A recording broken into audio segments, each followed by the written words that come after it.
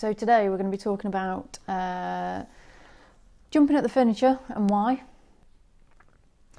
And secondly, we're going to be looking at barking at the fence when people or dogs go past.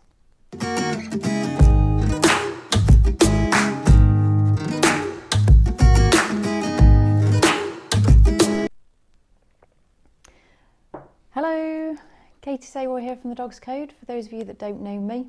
So I've got my brew. How do you take yours?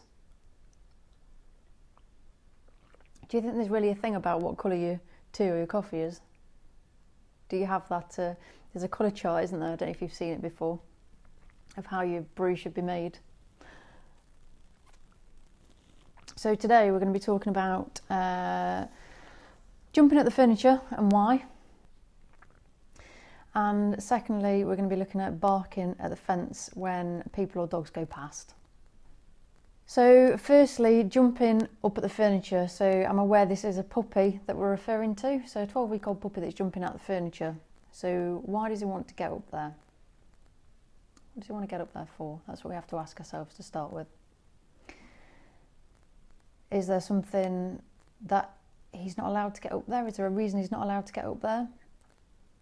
Or is it this you don't want him on the furniture, or is it the fact that he's jumping that is concerning you? So there's a few things to go on about there. So what you can do is you can ask him to wait before he gets up onto the sofa. You can then pick him up. You can ask him to wait before he gets down off the sofa.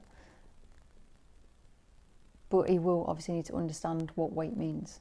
So you will have to teach the wait before that.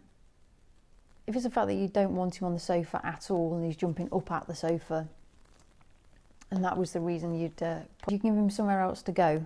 So if you don't want him at the sofa, jumping at the sofa, then you can put him somewhere else. So either a bed, a crate, a mat, somewhere else, but a few feet away from the sofa. So encourage him to go to that place, make that place a really happy place, make it somewhere that he gets lots of rewards from.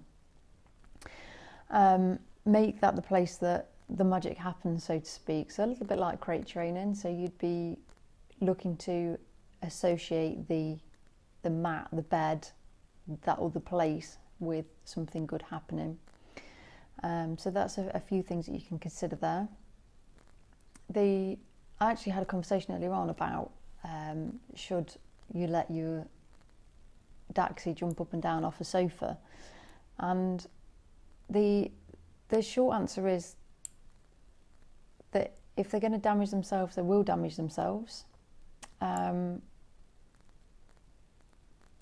Jumping up isn't necessarily the issue, it's the jumping down. So as they jump down, they go with their front feet, and it's almost like a car without any suspension, and after so many times, that is going to have an impact on the backs. Because there's just not enough support and suspension, if you like, if it was a car. But the actual jumping up and down isn't overly a problem as long as it's controlled to a degree. So most of our little ones shoot off up the stairs given the opportunity, but it's the actual coming down the stairs that causes the problem. So it's just something to think about. You can use things like ramps, so you could use a ramp at the side of the sofa if you wanted to. Or you can also get like little steps that lead up to them as well. Quite a lot of the bigger pet shops sell them as well. You can get them online. Amazon is always a great call for most things these days. You can control what he's doing. So at 12 weeks, it's going to be too small to be jumping up on the sofa, I imagine. So if you want him on there, you can help him up or get a ramp or some steps.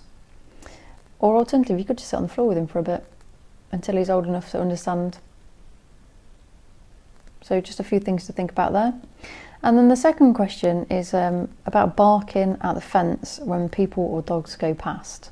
So this is a common question, strangely enough. All you Dachshund owners, I'm sure yours don't bark at all, do they? Give us a thumbs up if they do bark. Okay, so barking at the fence when people or dogs go past.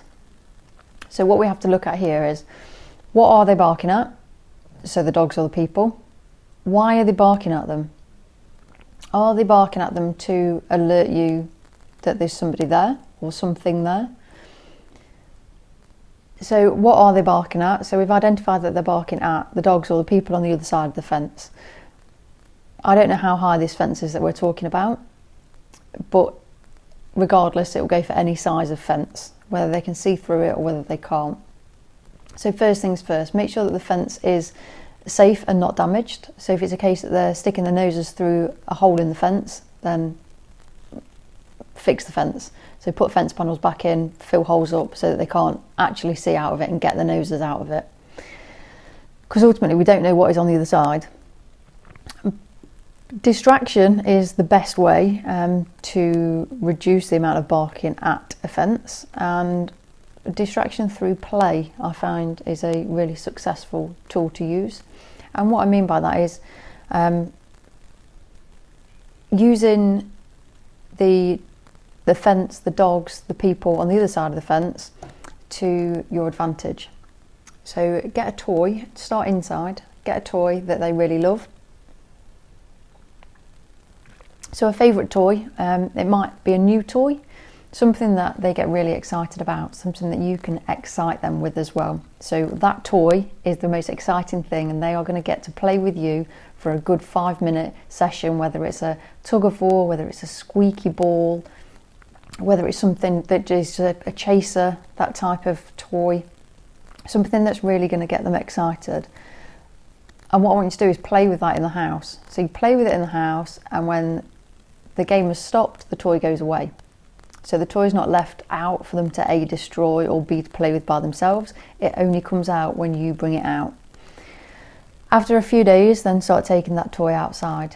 So go outside with them, go outside with your dog and play in the garden. So what you're doing is you're using a different environment. You're using the garden, you're using the smells, the scents, everything else that's going off, the noises, and the potential for the people that, or the dogs that are walking by. While you're outside, bring the toy out, play with them for a few minutes and then come back inside. If there is any barking, any overreaction at the fence, the game stops and you will go back inside. And what you're doing here is you're keeping the value of the toy by only allowing it to come out when you want it to come out, not when they go and fetch it or it's just out in the living room and it's lost its value. So you're keeping its value, and if they start barking while they're outside, the game finishes.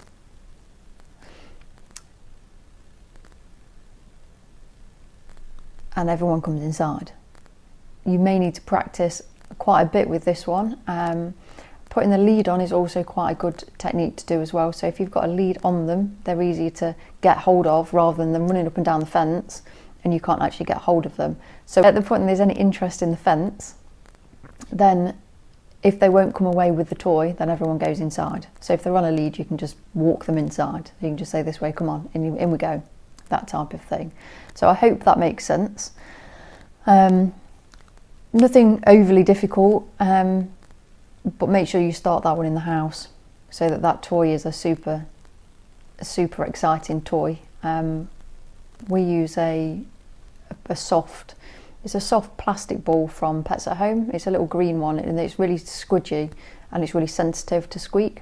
And as soon as we say, I need to be careful what I'm saying here because she's sat on my lap. So as soon as we say, get your BALL, but actually say the word, then she will start looking for it.